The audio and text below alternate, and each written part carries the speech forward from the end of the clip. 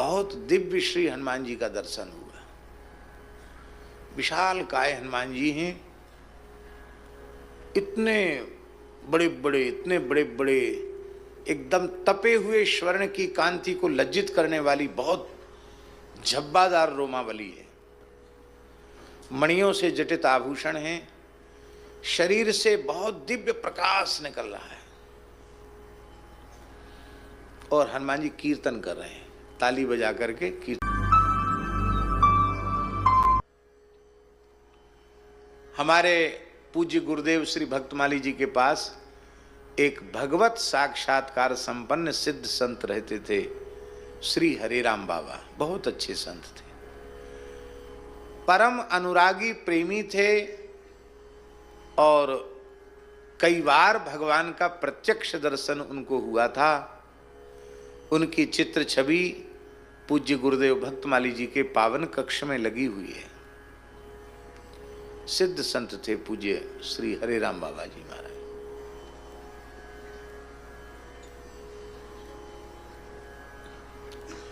कितनी घटनाएं उनके जीवन की ऐसी हैं जो एकदम अलौकिक घटनाएं हैं।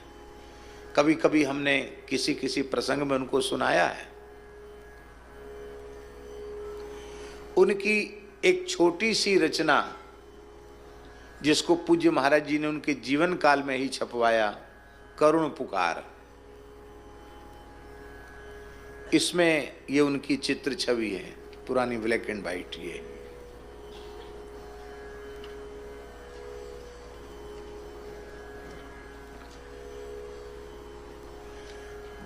विरह के प्रेम के भाव में सने हुए उनके पद हैं, बहुत अद्भुत उनके रसमय पद हैं। थे तो बहुत, लेकिन जितने महाराज जी को उपलब्ध हो सके उतने महाराज जी ने उनको, ये सुरक्षित रह जाएं इसके लिए महाराज जी ने छपा दिया। बाबा अहरनिश नाम जप करते थे, नाम ही उनका प्राण था और बाहर से व्यवहार इतना कठोर करते थे कि आप समझ ही नहीं सकें कि महात्मा है। और उनकी स्थिति कैसी थी, कुछ बातें सभा में कहने की नहीं होती हैं, लेकिन फिर भी गुरुजनों की मंगलमयी उपस्थिति में हम अत्यंत विनम्रता पूर्वक निवेदन कर रहे हैं। वो महाराज जी से इतना प्रेम करते थे कि वो आसन तो रखते थे जमुना मंदिर में, पर विश्राम करते थे, ज़्यादा से ज़्यादा स्नान ध्यान करने वहाँ जाते, बाकी ज़्यादा समय महाराज जी के पास रहते थे, भक्तमाली जी के पास। तब उनका तो आसन छोटी सी जगह में रहता था, महाराज जी का सामने छोटी जगह, उसी पर हमारा आसन रहता था। तो उसी में वो हम जहाँ लेटते थे वहीं वो लेट जाते थे। अब दूसरी जगह नहीं तो कहाँ जाएं, तो हरिराम बाबा के साथ ही हम लेट जाते। फिर कुछ ना कुछ उनका बच्चा पानी ले आ, बच्चा ये काम कर दे, वो तो उनकी सेवा भी, बच्चा पैर दबा दे, कभी पैर भी दबा देते थे। वृद्ध थे।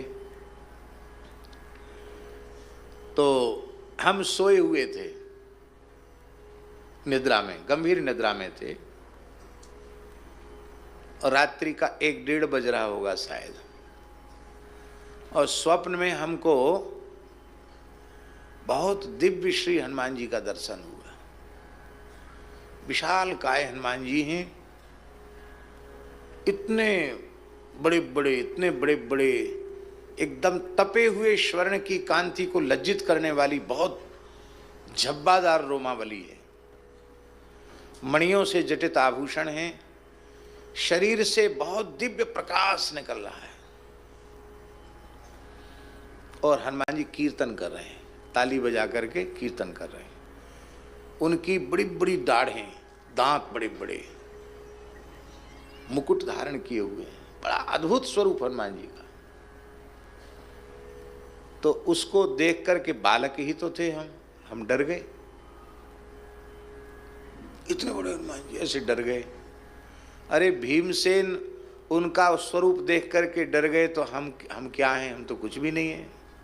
महाभारत में वर्णन है। तो जैसे ही हम डरे, भयभीत हुए, तो हम तो स्वप्न में ये देख रहे हैं, और पूज्य बाबा सोते बहुत कम थे, ऐसे तकिया के सहारे टिक कर के नाम जप कर रहे थे। उन्होंने तुरंत मेरी छाती पर हाथ फिराया, बच्चा पंडित डर गया।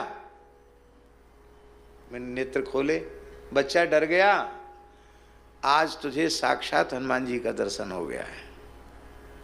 देख, डरना नहीं, मैं निरंतर राम नाम लेता हूँ, हनुमान जी मेरे सामने रहते हैं निरंतर, आज उनकी झलक तुमको मिल गई है, सो जाओ।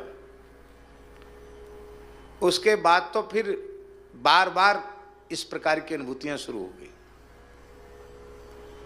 ये इसलिए हम निवेदन कर रहे हैं कि उनकी आध्यात्मिक कक्षा ऐसी थी कि उनकी सन्निधि मात्र से एक साधन विहीन व्यक्ति को ऐसी अनुभूति हो गई। ऐसे थे वो, विलक्षण संत थे। और उनकी इस पुस्तक को पढ़ करके एक दिल्ली से माताजी आई, बोले ये संत अभी हैं? हमने कहा हाँ हैं। भगवत प्राप्त संत हमने कहा हाँ हैं, तो मुझे दर्शन कराओ। तो हम दर्शन कराने ले गए। 104 वर्ष की आयु में उन्होंने अपने देह का त्याग किया। वृद्ध तो थे ही, वो कपड़े पड़े भी ज़्यादा नहीं पहनते थे, अब तो बहुत वृद्ध हो गए थे, तो कूल्हा टूट गया था, तो कपड़ा ऐसे ही सामने रख लेते थे, बार बार कॉपीन कौन बांधे। वो एक किसको लेके आ रहा है, मैं यहाँ नंगा बैठा हूँ, तो उनको कपड़ा डाल दिया। आकर उसने, माता जी ने प्रणाम किया। हम तो सोचते थे शायद कोई सत्संग की बात बताएंगे बाबा जी, पर उसने जब प्रणाम किया तो बाबा बोले तेरा क्या नाम है? तोतले तो बोलती थे, तेरा क्या नाम है, क्या नाम है? तो उसने अपना नाम बताया। क्या काम करती है? तो उसने कहा छोटी मोटी कोई नौकरी करती हूँ। अच्छा, और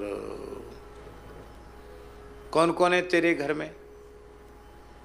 बोले मेरे पिताजी जल्दी चले गए थे, घर का भार मेरे ऊपर आ गया, मैंने सब घर संभाला। तो तेरी शादी हुई कि नहीं हुई? तो उसने कहा मेरे पिताजी पधार गए थे, तो मैंने ही पिताजी वाला भी कर्तव्य और माँ को भी सहारा दिया, तो मैं विवाह नहीं किया। इतना सुनते बाबा हाथ जोड़ के कहते देवी मैं तो बुढ़ा हो गया हूँ, अब ब्याह के लायक नहीं हूँ, तेरे हाथ पैर जोड़ता हूँ, तू यहाँ से जा। वो नाराज हो गई, बोले आप कैसी बात करते हो, इतने वृद्ध संत हो करके, मैं आपकी बच्ची के समान हूँ, आप कैसी बात करते हो?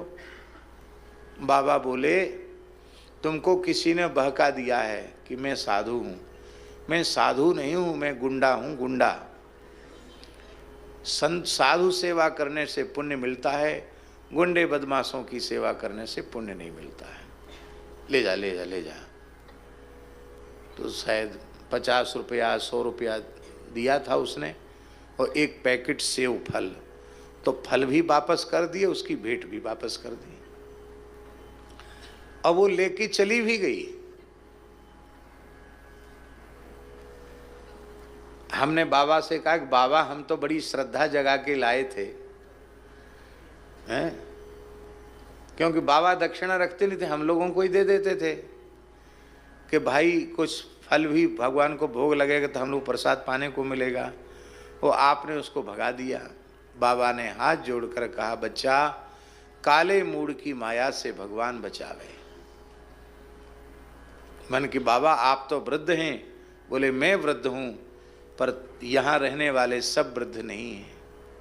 विरक्तों के यहाँ स्त्रियों का आना जाना अच्छा नहीं है।